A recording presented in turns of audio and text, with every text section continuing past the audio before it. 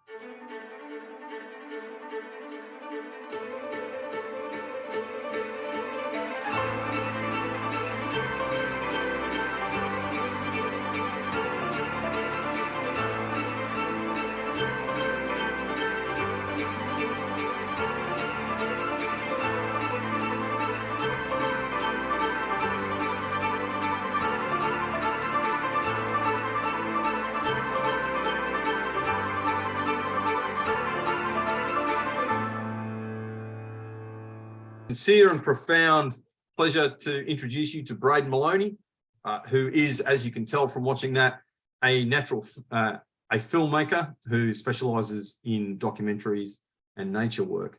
He's no relation, despite the surname. So there's no family. No nepotism popping up here. No nepotism going on here. This is purely an admiration of his skill. I had the great pleasure of meeting him at the Cairns Understory Film Festival, seeing his work, and frankly, as you can see from that, it's kind of it's dumbfounding. So I know that you're going to enjoy this interview as much as I do. So, Braydon, you're a wildlife filmmaker, and frankly, mate, I think you're a genius. I think that you're one of the best in the business. I know you've done a lot of work for the big British firms. I know you're non-disclosure to the eyeballs, so there's though we can touch on that, it's kind of like limited. We'll concentrate on the work that you're most proud of and you can discuss. But one of the things I really want to ask you first is, how do you see the world? Like, I think in words, and I'm quite confident watching that that's not the way that you perceive the world. Yeah, look, you're probably quite right there.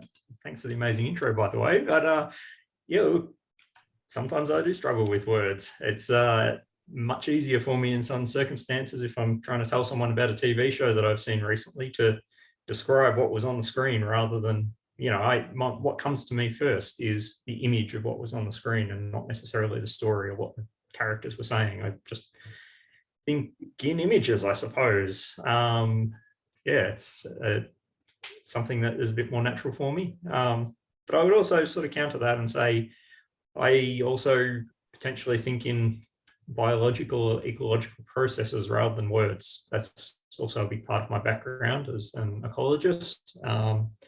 And I will take a look at a landscape and just sort of infer what's going on there between the animals, the plants, and the geology of the area. And I sort of think more in those channels than I do in pure literary terms, I'd say.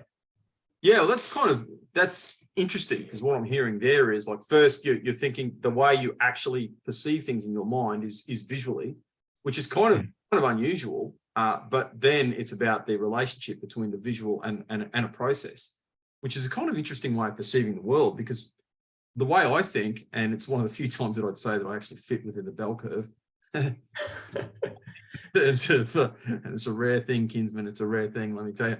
I think in terms of narrative, like I'm a very, I love the word, I love words, and I love stories. And I've started to understand that we kind of live in a story, but that's also how we actually perceive things. And it's really funny.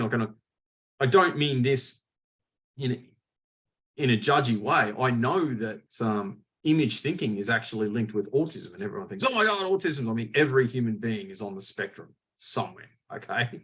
So it's not a judgy kind of like thing, but the other positive thing about autism is, as you know, you can just like focus on one thing and get really, really good at it. And that's like God-given, you know what I mean? That's a character thing. That's the way that you're wired, as opposed to just a way that people like me just bumble through life trying to write their own story. Well, I feel like I am bumbling through my film career as well.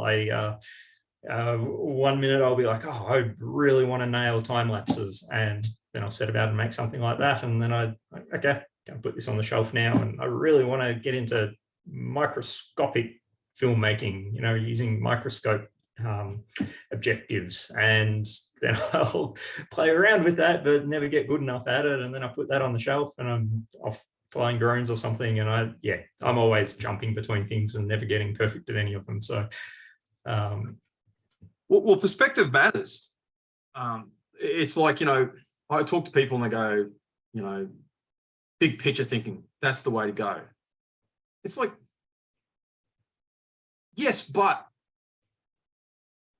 when you're purely a big picture thinker, you don't see things on the microscopic level. So if you climb a mountain and you're looking over the beautiful vista of the forest and you're thinking, wow, how beautiful and peaceful that is. And it's, you know, you get those moments where you're kind of like touching the transcendent.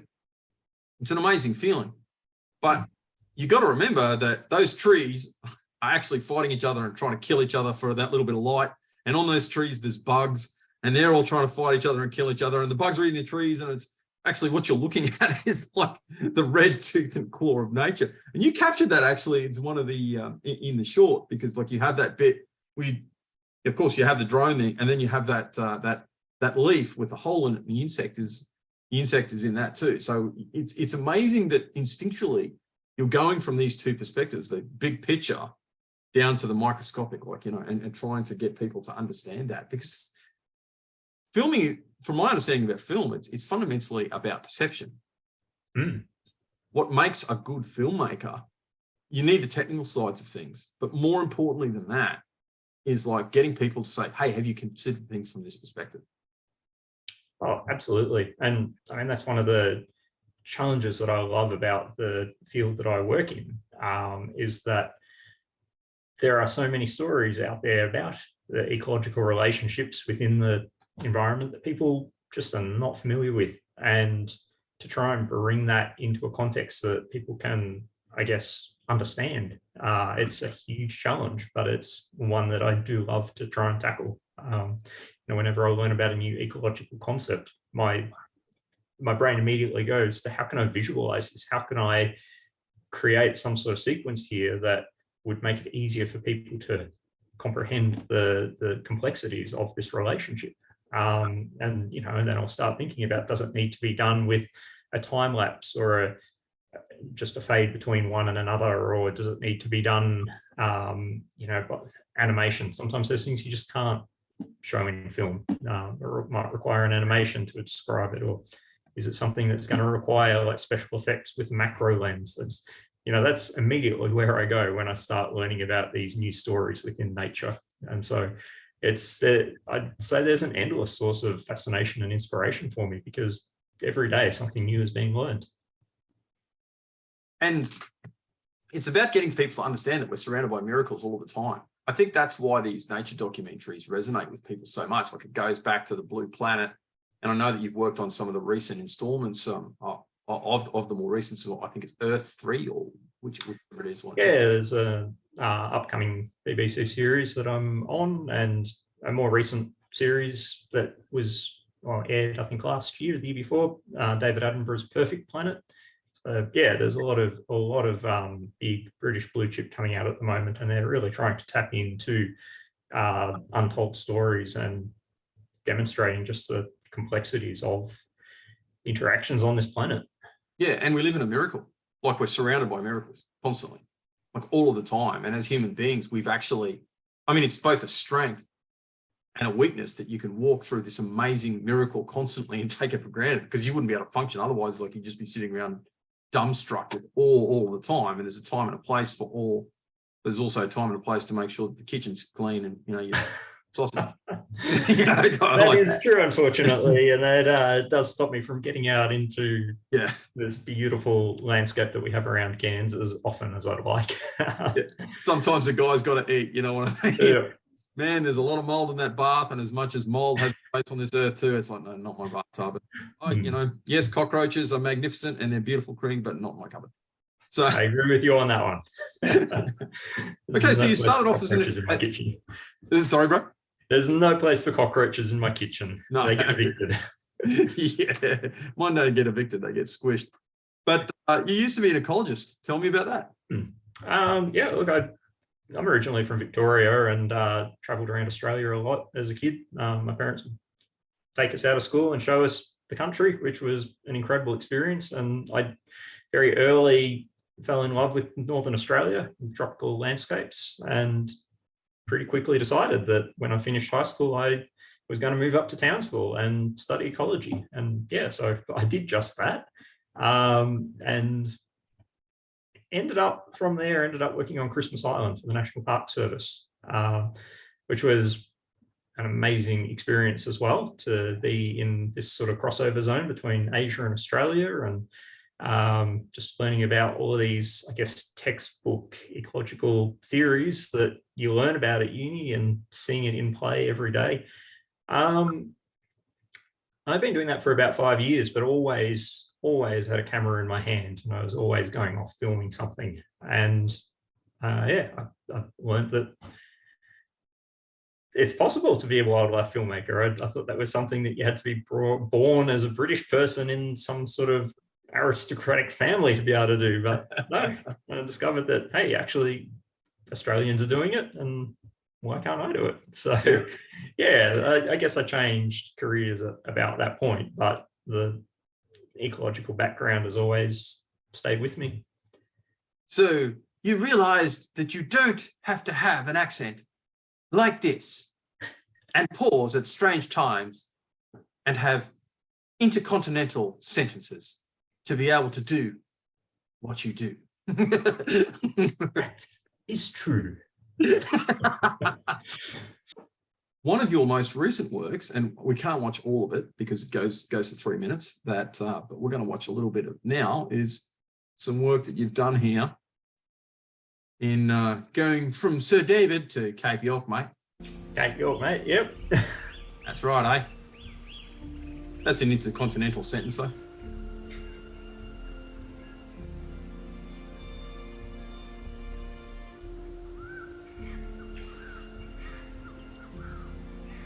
Golden-shouldered parrots are always on the lookout for danger. And they need to be, because everything wants to eat them. Everything from butcher birds to goshawks to kookaburras, feral cats, you name it. And these parrots need to be able to see their predators from a distance if they've got any chance of escaping. It's when they can't see their predators in time, that's when they get taken. That's why grasslands and sparse open woodlands are critically important to them. So as interesting as that is, and look, it goes for 3 minutes, so I suggest to people it's on your website, and we're going to be showing people how to access your work and how to contact you if they want to employ you. And I suggest they do, because you're kind of, like I said, you're kind of good at what you do. But one of the interesting things I found about that, besides the fact that I used to live and work in Cullen, and I'm acquainted with the shepherds. Hey. Yeah, is that the interplay there, because like the ecology now, we know that obviously the indigenous people burning out, that's what created grasslands. There was probably more grassland up there than when Cook landed, and obviously now cattle are part of the ecology up there, you know. So they've been creating grasslands, and it's the kind of like rewilding, although I don't know if that's like the right way is having an impact on some of the species that we know have been up there. That's the thing I found particularly interesting about that. Besides the fact that I'm from Cape, you know, I'm a good Queensland boy, and seeing your own country there, Yeah.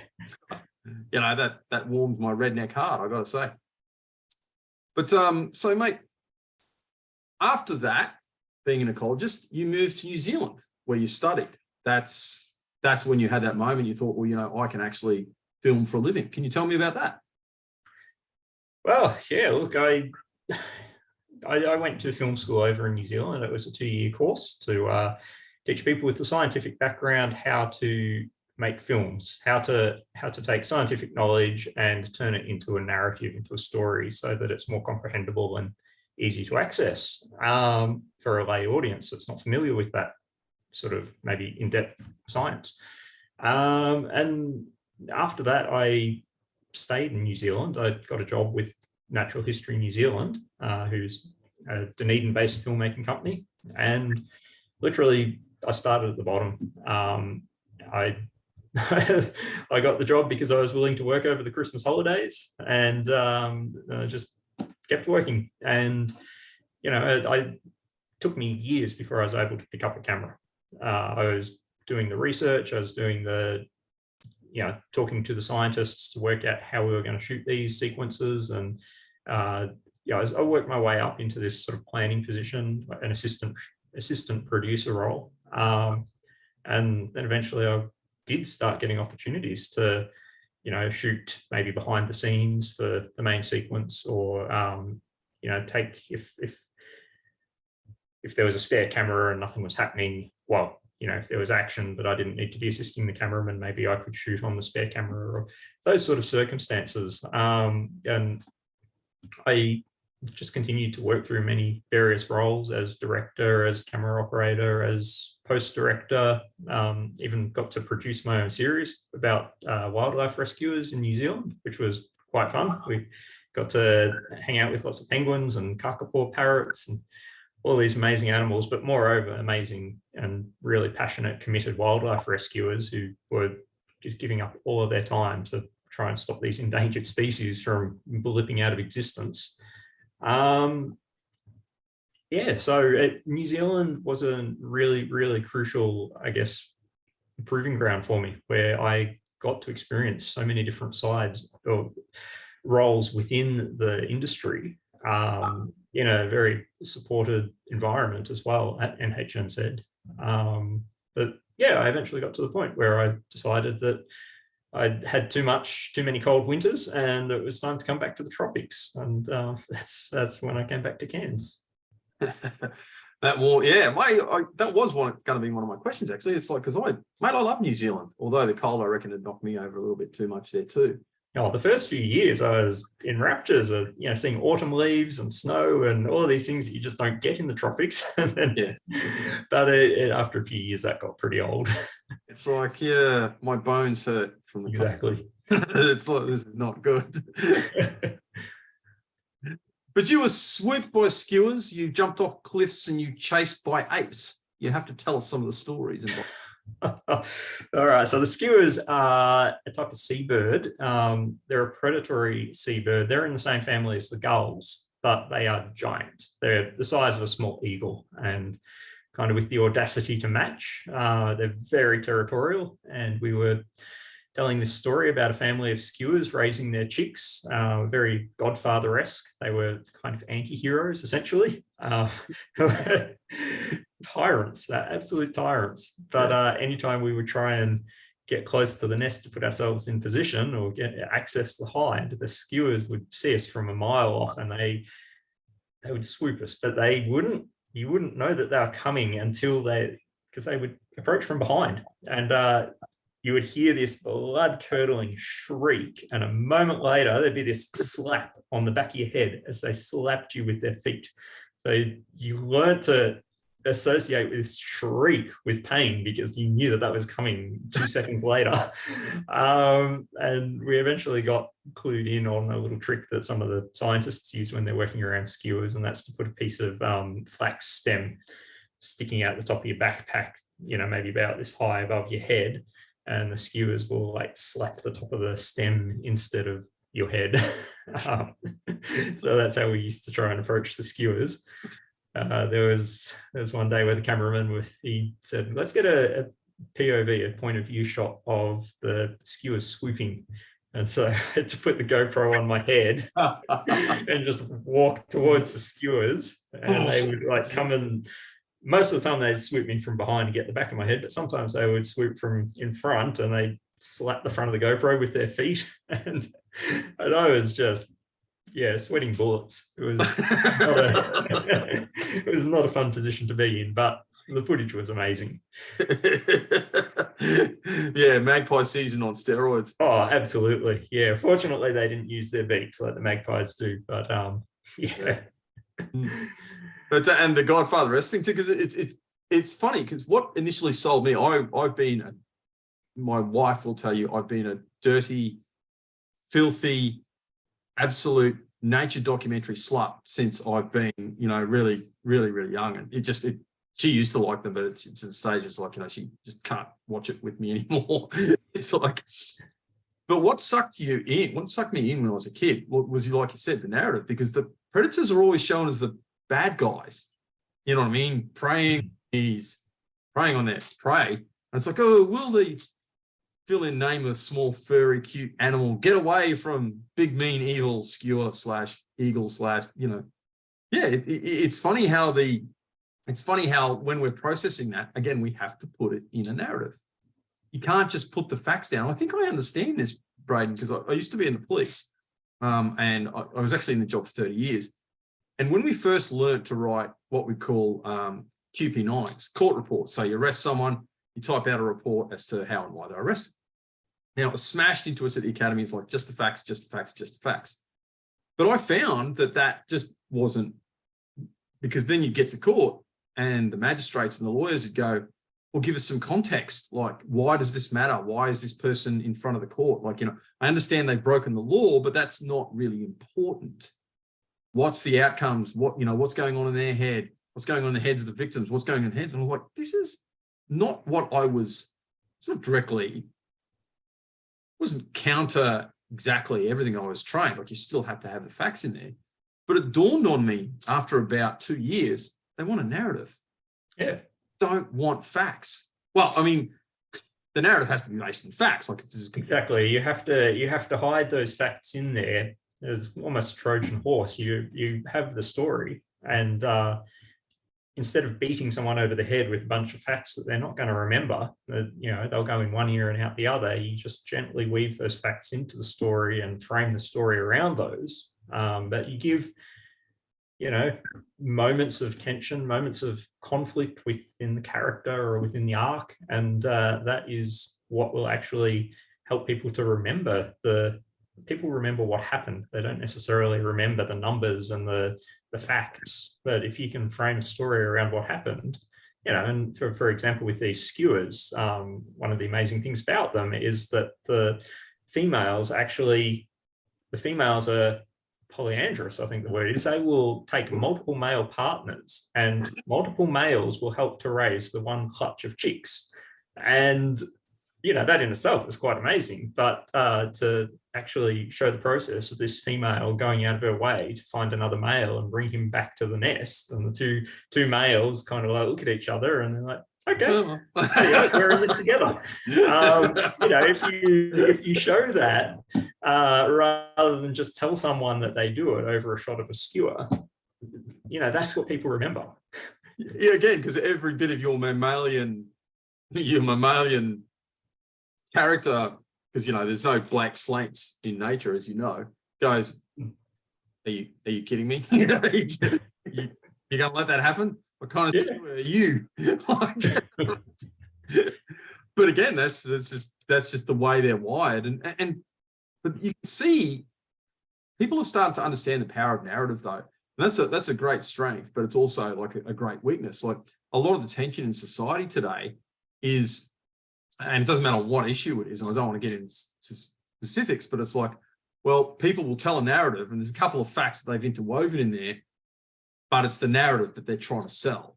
And there's somewhat of a dissonance between the fact and the narrative. And that's why you get all these problems with, fake news and different reporting. Exactly. Conspiracy theories, etc. People love the story so much that they're willing to dismiss the fact that there are no facts. Yeah.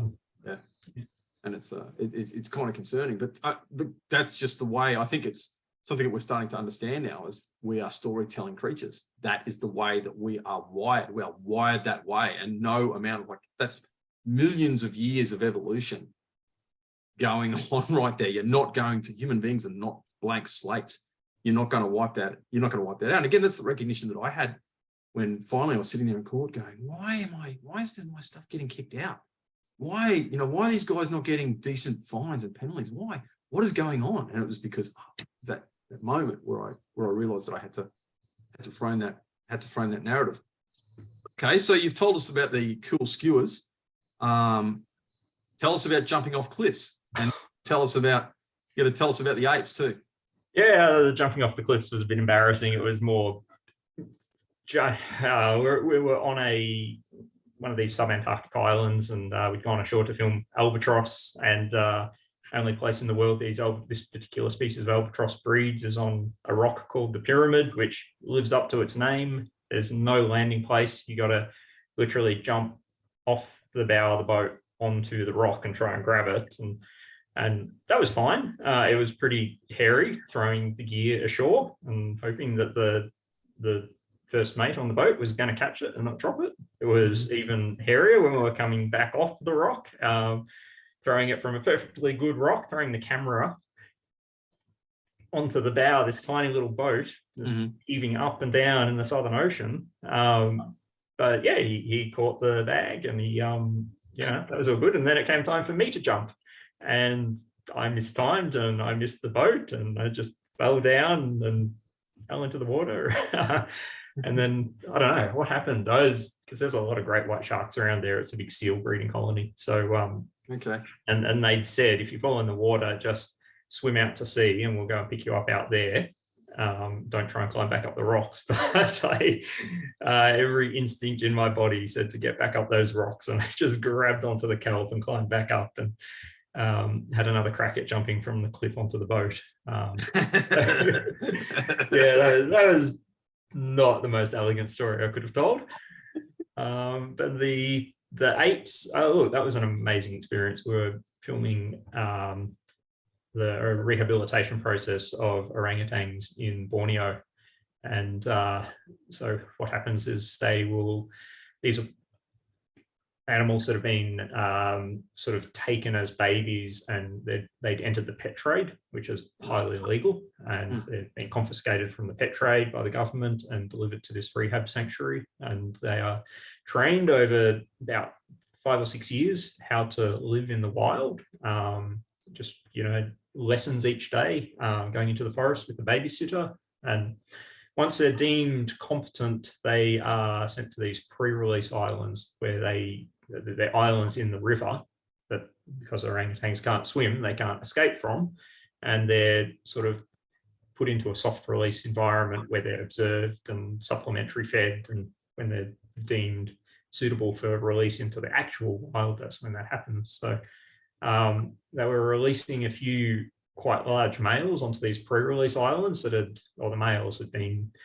making incursions into people's orchards, and they'd been bailed up trees. So they were big and not friendly young ones. And there was an instance where they were being released onto this island and were very unhappy with having been in a little small travel cage for a few hours, and decided to, when they got released, instead of going up the nearest tree, they picked up the cage and threw it at our film crew, and then chased us back onto the boats. And we jumped from one longboat onto another longboat, and he was standing on the end of the first longboat, rocking it and trying to tip us in the water. It was all quite hairy, but the local technicians that sort of oversee those transfers, they managed to diffuse the situation and convince him to go back into the forest. Well, being a ranger myself, it's the red-headed temper thing. I'm sure you're feeling my pain with there. Oh, yeah. And don't tell my daughter, because my middle daughter teases me about being a ranger all the time. Don't tell her there's a release program where rangers get taken out and dropped off into the bush, because she'd kind of like to see something like that. I mean, you might as well. It's not all bad. You get bananas, 3 meals a day, and lots of watermelon and mangoes. Yeah. Life's not so big, maybe. Sell it to me. But okay, so what I'm hearing with a lot of this, because you said you start off at the bottom, there was a lot of grind, and from what limited understanding I have of nature shots, it's not like you go out and get a spectacular shot in 5 minutes. there's a lot of patience and stuff involved, mate. Can you talk me through some of that? Oh yeah, look, it's funny. I was just hearing a conversation yesterday about a crew from Japan that were wanting to spend 3 days in Cairns and film an entire life cycle of multiple species, and that does not happen. You can spend, like, if I'm doing a proper blue chip shoot, it will be 3 to 4 weeks focused on one species, usually focused on just getting one key behavior at that. And we might have 1 or 2 opportunities in that entire duration. It's just all about patience, preparedness, being absolutely prepared for that moment when it happens, and understanding the species as well. Sometimes, and there's nothing worse than when you arrive in a new location, you're very unfamiliar with the location, with the species. You know that you need to get this one particular piece of behavior, and it happens within your first half hour of filming. And you're not quite ready for it. You're not clued into what those animal signals and cues are, and you haven't learnt how this animal conducts its daily business. And it happens, and you might, if you're lucky, film it, or you might film it badly, and then you might sit for another 3 weeks and the animal does not do that again. It's look, it's all about patience and just being flexible and working long hours and not letting that animal out of your sight. Yeah, it's like that Kit Kat ad. Remember the Kit Kat ad where the guy was like sitting there with the he's got his camera focused on the panda cave, and nothing happens. He stops and has a break, has a Kit Kat. That was the thing. And then while he's turned around and eating his Kit Kat, this panda comes out and is on roller skates and cool, funny stuff. The moment he finishes his Kit Kat, turns around back to the thing, he's watching, the bear walks back in the cave. He's like, I'm done. It can be like that sometimes. It can be like that. But okay, look, mate, you're at a pretty high level now. But did you ever doubt yourself and kind of think, well, this isn't for me? Is there a time that you felt I should give this up? Oh, yeah. There have been. I don't know if there have been really specific instances. I knew that when I was making the transition from New Zealand back to Australia, that it was going to be really tough, because I didn't have a strong network within Australia. I had a very strong network in New Zealand, and I'd not necessarily built much of a network in the UK at that time. And a lot of my work in Australia comes from the UK. So I entered that period with quite a bit of trepidation. And fortunately, it all worked out quite well for me. The pandemic especially worked in my favor, believe it or not, because they actually weren't allowed to send film crews from the UK for quite a while. So it was literally, they were filling all their shoots. They still had deadlines to meet. And so they were pushing on making these shoots happen, but using local operators. And that's where I really started to actually finally get to meet and network with a lot of other Australian, well, there's not a lot of other Australian people that do what I do, but with those that do, I've, finally met them and know who they are now and work alongside them, which is fantastic, because there are some very, very talented people within this country spread about, but doing really amazing things. Yeah, no, it's I'm a big believer in that too. It's like, use the local guys. And you can understand though why, the Beeb and stuff like that, because people get comfortable with working with each other. I don't even think there's anything sinister going on there. Again, it's just human nature. It's like people want to work with people they know. Yeah, Moloney before, he's good. So they'll grab you and take you overseas when they're, there might have been someone there that kind of like, but they don't know them. You know what I mean? It's, yeah. Yeah. It's, if you've got a very high stake shoot and you've got a lot riding on it, and these shoots are not cheap to set up, you obviously want to go with someone that you've worked with before and you know that they're reliable. And that's why it happens like that. It's not just a British thing. It happens within Australian companies that want to make a film overseas. If an Australian company is going over to Japan to film something, they'll take their own crew. That's just how the industry is. How did you overcome though that self-doubt and that questioning? What did you do? Look, I just stuck with it.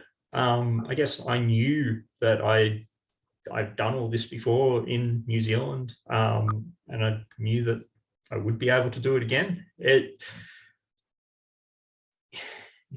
Yeah, that's a tricky one. I guess I'd committed myself so much to doing this that I wasn't going to give up. But at the same time, I've always known that if things really aren't working out for me, then I can fall back and stack supermarket shelves or whatever. That's not the end of the world. Like I can do other things until things pick back up again. So I had that in the back of my mind as well, knowing that, you know, rock bottom is never rock bottom. There's always other opportunities.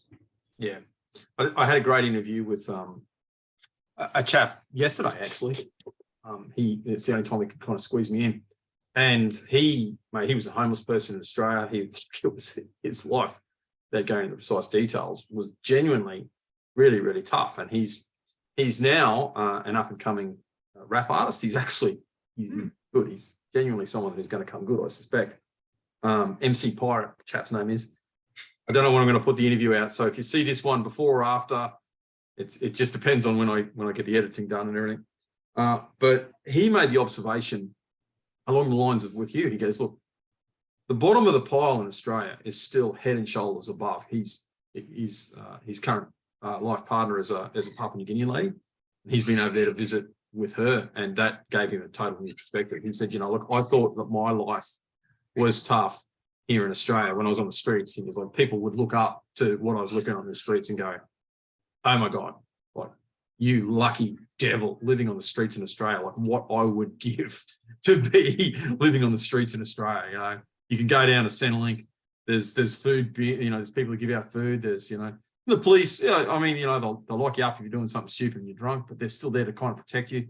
Like, you know, it's like, yeah, that was a really interesting perspective that he gave. Again, we're surrounded by miracles, but that's a human miracle. It's not the same as the incredible nature miracles that we have around us, but we're surrounded by miracles all the time. We have this infinite capacity to take things for granted.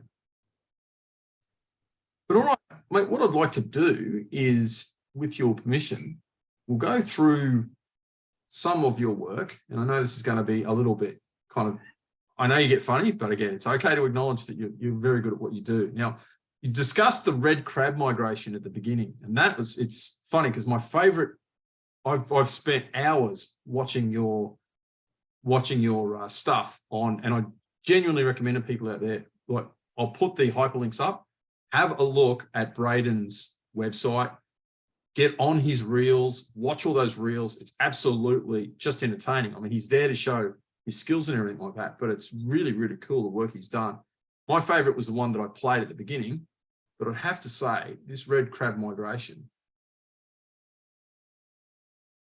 is right up there.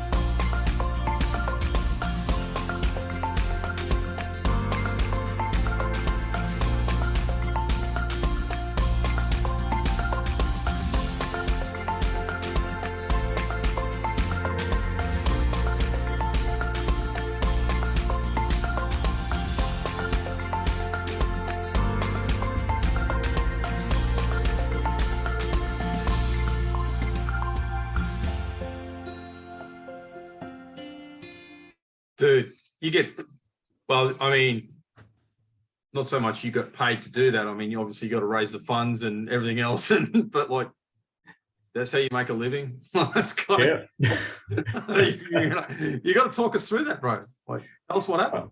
Oh, look, so I was over there. I was actually off the back of another shoot. I had been over there filming the previous crab spawning for a British company, and I said, "Look, don't worry about the return airfare. I'll fly home myself. I want to hang out here for a while." And actually ended up being there for almost another month. And yeah, I went down to film the next spawning the following month, and I thought that, you know, because it all kicks off about 2 a.m. and goes through the really early hours of the morning until the sunrise. And after sunrise, the females go back inland, and you know, they've finished dropping their eggs in the ocean. And so I was expecting that about sunrise, I'd probably, like, pretty tired, drive back into town, find have a Malay roti breakfast and iced coffee, and you know, roll into bed type thing.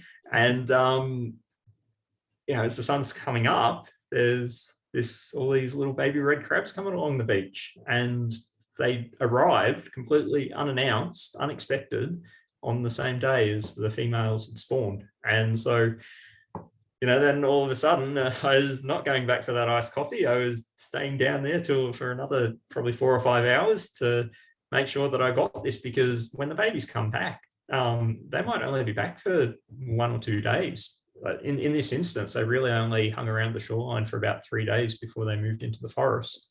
So yeah, it was absolute complete fluke that I just happened to be there at the right time. But I mean, it's a fluke, but also I'd put myself in that situation. I was out there, and if you're not out there in the first place, you're never going to get it. So yeah, it was pretty lucky though. Mate, it is. Let's discuss luck, because there's a couple of things without going into precisely the kind of like, well, I can give some very quick contextual background, I suppose. Like, my family, we come from a small business background, and my dad worked very hard, set up a successful shop. I've done a little bit of writing and been published a couple of times. And I've had people, like, I remember this guy coming up to us when we were running the shop, and this guy said to Dad, and you'll get this, you've got the same surname as me, you come from an Irish Catholic working class background. This guy said to Dad, "You're really lucky, mate." And Dad kind of, like, you know, obviously he was a customer, so Dad, you know, super polite. It's like, we need to discuss luck. We need to discuss. If you pick 6 numbers and 2 supplementaries and someone gives you $1 million, that's luck. You like get it to tick like that. If you like form a business plan, mitigate risk, work hard, do all these kind of other things. And yes, there are a couple of variables that I didn't have control over that didn't go bad. So there is a sense of luck, like a meteor didn't strike the shop, lightning didn't strike the shop, you know, and some of the other less scary, you know, more likely variables that could have made things catastrophic for us didn't happen too. So yeah, but like, it wasn't luck in the sense that person was thinking, and in the same sense, you being there and putting in the hard yards and staying up late, and of course all the work before that is like making sure you're good with the camera, making sure that you understand the ecology, making sure you understand that, you know, how these creatures behave, making sure you understand all these things. Yeah. Luck. Yeah, it's all hard work, isn't it? You got to put this time and effort in. And yeah, look, I guess that's my career in a nutshell, really. I suppose if you really want to go back to the very start, I perhaps began in maybe a bit more privileged position than some people, in that, you know, I'm white and middle class. But from there on out, literally everything has been, I guess, me just doing the hard grind and trying to find my niche. And then when I found that, to just get better at what I do and make sure that the people that need to know about that do know about that. But there's also so many people have helped me along the way in this. Just, other producers that have mentored me and trained me, other camera ops that I've worked with that have taught me, or told me some of their little tricks and skills, or put a good word in for me here and there. Maybe if they're unavailable, they might put my name forward, and likewise I'll do that as well. And just finding a supportive network of people that will help you get ahead is a huge thing within this career. And I mean, it's sometimes good luck and bad luck strikes, but it really is down to, I guess, the amount of work you're willing to put in. Of course. And like you said, I mean, do mentors matter? Yeah. But is Absolutely. mentor someone who's lazy and incompetent? No. So even that, like, there have been times where I've been mentored in my former career and with other stuff. Actually, like with my writing, I just had this guy who just said, "Hey, come here, like, I need to sit down and we're going to write a book together." And I was like, nearly fell off my chair. This American guy wanted to write a book with me. And but I mean, that was hard too, because he said, "Look, I'm going to smack you around the head," and he smacked me around the head hard, and I deserved it. Like, I seriously deserved it. But I did ask him towards the end. I said, "Well, why are you doing this? Like, I'm not that special." He goes, "No, you're not special in the sense that you're thinking of. But no, you've got talent. You've got the graft. You've got the desire. You're capable and competent." So I genuinely think people are out there. Where I'm going with this, Braydon, is like, I can't stand I never cut a break people. I just can't stand those people. And here's why. It's like, okay, yeah, sometimes the ball doesn't bounce your way. We've all played touch football. Sometimes you kick the ball forward, you're bolting for it, you're looking at the try line. If the ball even, and it just bounces the wrong way because that's the way it lands, that's going to happen. But you keep on kicking the ball the right way, it's going to bounce the right way. You're going to grab that ball, you're going to smash in for that try. That's going to happen. But the reason you can't cut a break is because you haven't got. There's things that you could and should be doing. You haven't built the skill base. You haven't built the ability. You haven't shown the drive. You haven't got. I just can't be around.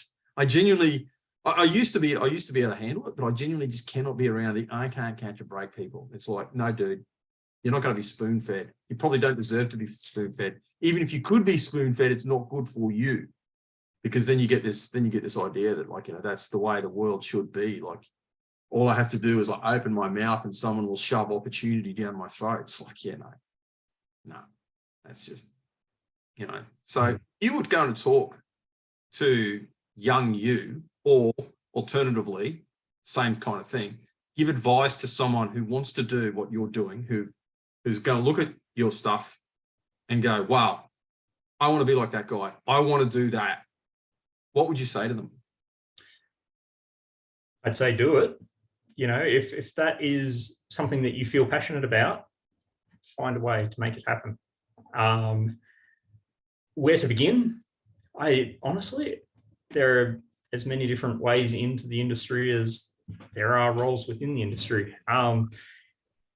Look, it's as simple as, to begin with, just picking up a camera. Your smartphone even has a camera in it, and teaching yourself. If you don't know anyone else in the film industry, if you've got no other sort of role model or someone that you can ask to accompany and assist, then there are so many videos on YouTube that will teach you. Don't go down that YouTube rabbit hole of feeling like you have to watch every single video and applying every single thing that they say. Like, you've got to find your own style as well. But being proactive is what it's all about. So, picking up a phone, taking it out, making a video. You can edit in phones these days with free apps, and working out how to do it.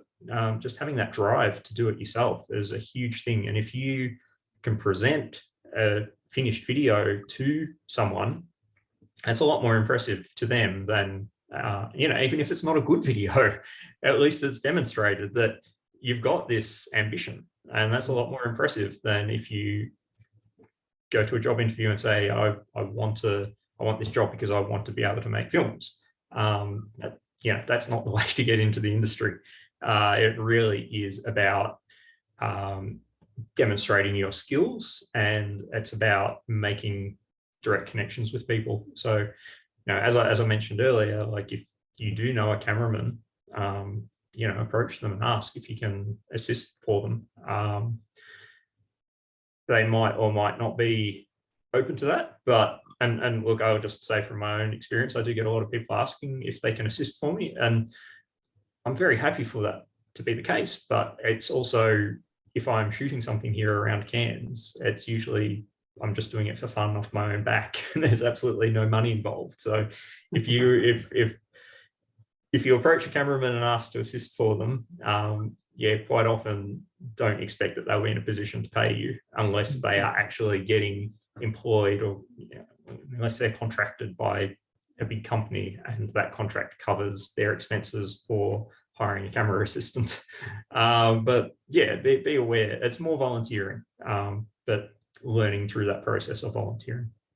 Absolutely. And something else I picked up from that is you just love this. Sometimes this is what you do. You just go out and do it, whether or not you've got a paid gig, because this is. It's, I mean, half the content that you've seen on my YouTube channel is just stuff that I've gone out and shot. Most of the content on my YouTube channel, because I am contractually and legally not allowed to put things on there that don't belong to me. So anything that I've done for any of the British companies or the New Zealand companies, it's not on there. Anything that's on my YouTube is something that I've shot myself under my own finances, essentially. And I just do it because I love it. It gives me an opportunity to be outdoors, experiencing all those little miracles of nature, and to be doing something fun that I get excited to do. Yeah, it really is. It strikes me it's one of those things that what's going on with you is you've got this passion. You've been able to monetize it, and it's not work in the truest sense of the word. It's like, this is what I do.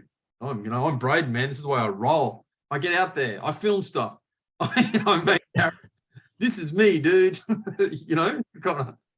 Basically, that's it. All right. Now on that, let's have another, and I'm sure the viewers have picked up now. All these shorts are only about 2 minutes, so I'm going to play the whole one of this one. This is another one of my absolute favorites. I loved this.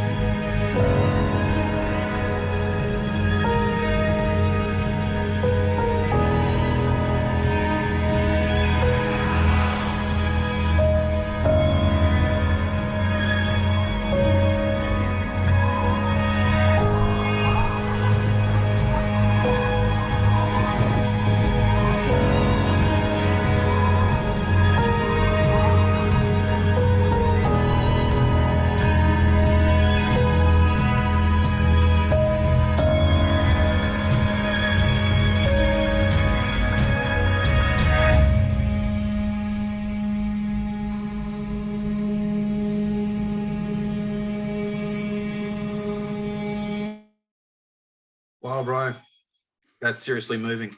That's beautiful work. Thank you. No, that's just amazing. And because that's all about perspective. So, I mean, who hasn't seen a ladybug on a leaf, right? But have you seen one on a leaf in the snow? Yeah, I know. But like, and because you see those cars driving along on that road through that spectacular landscape, those guys like, they're driving to work. You know what I mean? It's surrounded by this. And it's like along comes Braydon and go, dude, you realize you're living in this spectacular. Yeah, it's about perspective. Yeah, look, it really is. And, you know, that was just done on a very short backpacking holiday. And if I had my way, the perspective probably would have been very, very different because, you know, I'd taken my drone when I investigated about the drone laws in Morocco. It was okay for foreigners to bring drones in, but those laws changed a few weeks before I arrived. I was not aware of that, and my drone was confiscated on arrival. I got it back when I flew out, but so yeah, all of a sudden my plan to get some spectacular drone footage of Morocco didn't happen, and I was fortunate. I still had a little slider unit. It's about 25 centimeters long that you mount on the tripod. You put the camera on it and you can control the movement of the camera on this little horizontal slider. And yeah, that was all I had. And that completely forced me to change my perspective on what I was going to do. And it was so worth it. It was a real challenge to try and get dynamic and moving images. But I really, really relished after a while this challenge of, you know, being able to bring those old abandoned Casbahs and fortresses and the pine forests to life using just this really basic equipment with one lens. And yeah, it went from being disappointed about not having a drone to being actually really quite excited about trying to find all these new ways of filming. Yeah, it's funny how constraint, like if someone had said to you, actually constraint is the best way to breed creativity. Oh, absolutely. You know, because we think creativity, we think limitlessness, like no boundaries, right? Because that's what I associate creativity with. It's like, you should be able to do anything. It's like, nah, it's like a good poem. Like the reason we like poetry is because it has limits. It's like you can have this many syllables and this many lines and it's got a rhyme. But that's a rule. That's a constraint. Yeah. The other thing I find that for me that stimulates creativity is boredom. Believe it or not, if I don't know, find myself in a position where my mind is allowed to wander, then I start having all of these creative thoughts and thinking about different things I can do. But if I'm, you know, constantly and perpetually stimulated by the next thing on TV or the next thing on Facebook or whatever it is, I don't think creatively at all. You know, I try and banish all of that from my life if I have a bit of a creative project coming up, and I'll try and cut all of that out and just only allow myself to, you know, go almost analog and even write things down on a note, you know, with a pen and paper, just so that you're not getting distracted flicking back and forth between tabs. So yeah, constraint and boredom, I find, are what really give me creative opportunities. Wow. I mean, how counter-instinctive is that? What has perspective taught you?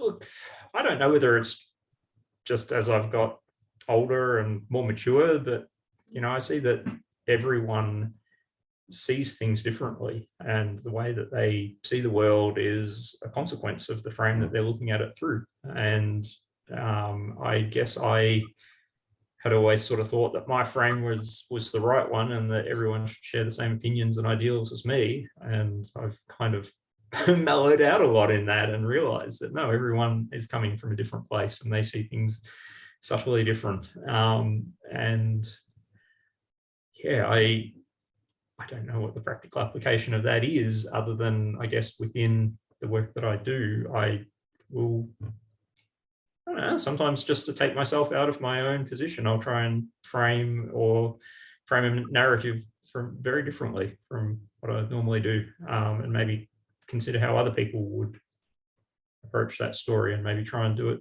their way, or I don't know. It's just trying things and see if they work, and they don't always do, but just knowing that the world is not always as you see it. I think that's my biggest thing that I've learned through doing this job. And I suppose, like you said, it's how you're looking through the frame. And of course, just going that physical act, because you're participating in it, you're doing it. It's not an abstraction. It's like, oh, if I look at things through a different frame, I get a totally different perspective, a totally different understanding. In fact, I get a different set of facts. I think that's a less rambly way of putting it than what I. No. Like it's like, one of the things I'm kind of like obsessed with is symbolism and interpretation. Like I have a lot of discussions with people about, and again, like written word stuff. It's like, well, and we'll use let me think of an example. Yeah, we'll use a biblical.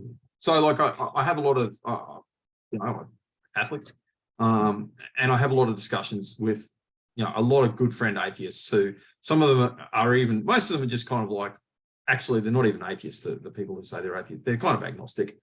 And some of them actually do believe in a higher power, but they just, something terrible happened to them when they were a kid or whatever it is, a brother smacked them too hard at school or something like that. And, ever since then they've got that association. There's that association in their head with, with religion is bad because this thing happened to me. And that's not rubbish. Like I'm not demeaning that. I'm just making an observation. But one of the few real proper hardcore, even ranty atheist guys that I know, like he goes like, Moloney, you seem like a relatively intelligent person. How can you read the Bible and take any of that crap seriously?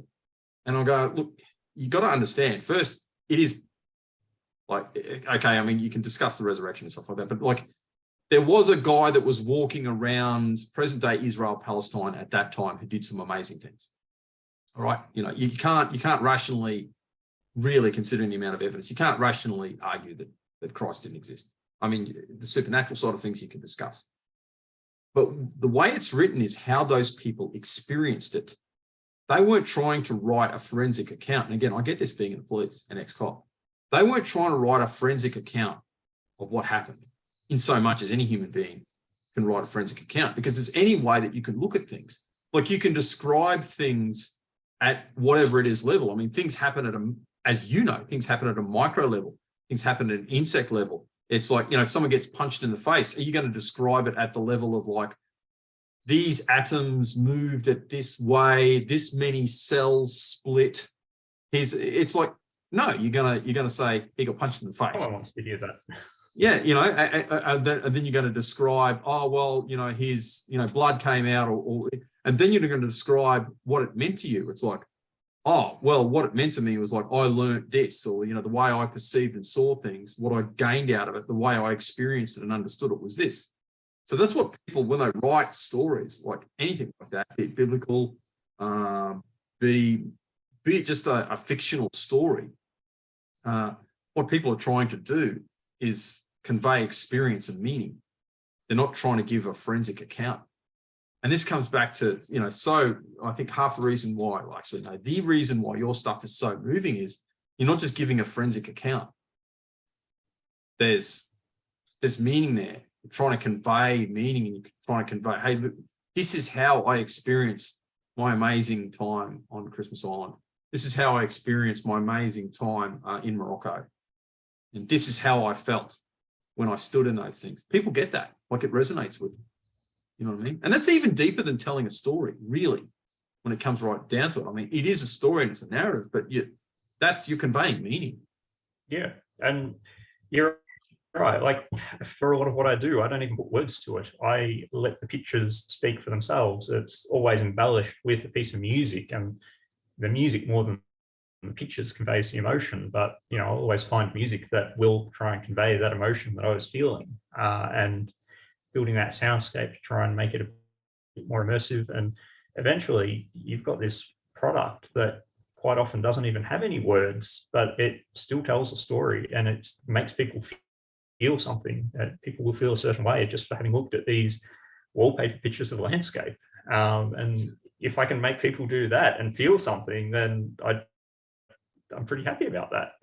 Yeah, I mean, again, if you were to describe it forensically, it was a ladybug species, ladybugus, whatever a sonii, walked across a leaf. I mean, yes, it was. You can't say that that's not the case. That's a forensic description of what happened. But you know what? It's a bit more than that. What you actually experienced was an incredible, miraculous moment. It's a bit more. It's not that that forensic account didn't happen and isn't true, but there's something else going on there. There's something else.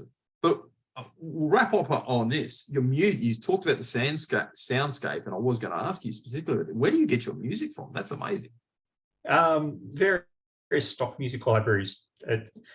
Yeah, look, anything that is sort of popular music is copyrighted and has enormous astronomical licensing fees to be able to use publicly.